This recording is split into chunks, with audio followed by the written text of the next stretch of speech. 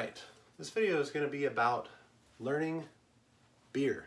So beer is a pretty broad. There may not be quite as many beers as there are wines. Actually, I don't know about these days. There's so many microbreweries, but categorically there are two types of yeast. There's two different kinds of beers. You have ales and you have lagers. And the big difference between them is what temperature it ferments at for these different kinds of bacteria.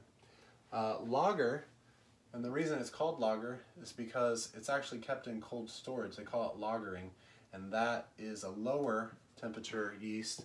Ales ferment more like a room temperature, a higher temperature range for these bacteria. But what's the fun way to learn about beer? So yeah, you can drink a lot. That's one way to learn about beer. Usually when you swallow alcohol though, you tend to learn less and less and less as the night goes on. Now, I'm not saying you shouldn't ever have beer, but the most fun way that I've found to learn about beer is to actually get a small home brewing kit and make your own beer. You can get a couple of books. I'll post some links to some resources. There's a book called Brewing. This isn't the first book I would get, but if you get into brewing and you want to be able to get some cool gear cheaper, you can make some of the stuff using the stuff that's in this book, Brewing. But most of your homebrew shops, if you've got one in your town, they're going to have a simple, straightforward guide that walks you through step by step. They'll also have an instruction sheet for their brew kit.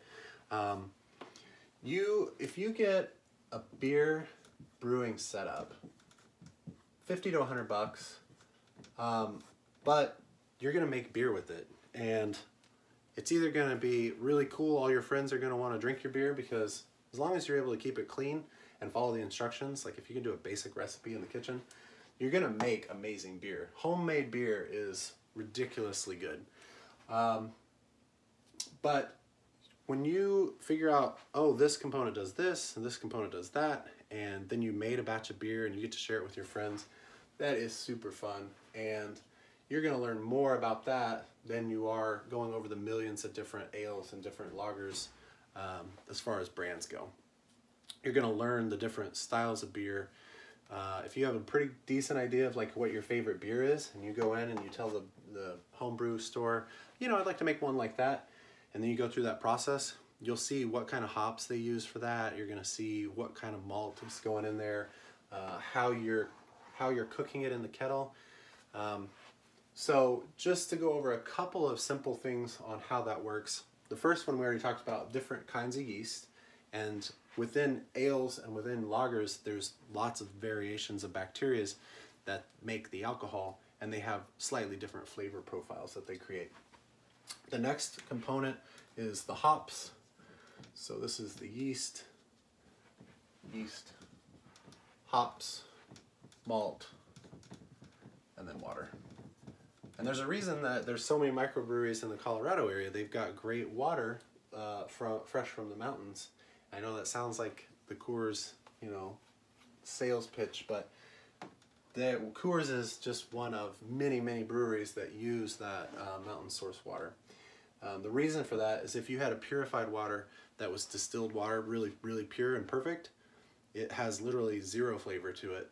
The trick to good water, if you want to call it that, is the mineralization. So it's what naturally occurs in it. So as pure as it can be so that there's no off taste, but with the right minerals in it so it tastes better. Malt, that's your sweet component. Malt can be roasted to where it's darker or lighter, and that's going to give you, like your Guinness is a dark malted beer, so you've got that dark look. Hops, there's different varieties, there's lots of different varieties, but you kind of have two ways you can use hops. And if you are taking this big kettle, and in the kettle you're cooking the hops in early, it's going to get rid of the real like smell type components. They're going to boil away because they're very sensitive to the heat. So they come out, and what's left is the bitter. So the hops, when they go in early, that causes the bitter tastes like IPAs have, and they usually, certain IPAs, they'll add some hops at the end too, so that they infuse their flavor, but they don't lose all of their smells. And that's where you get those kind of like pine or citrus notes. Those are the more sensitive compounds, the volatile stuff that would boil away if it were put in early, and that wouldn't leave. It would just be the bitter part, not this other.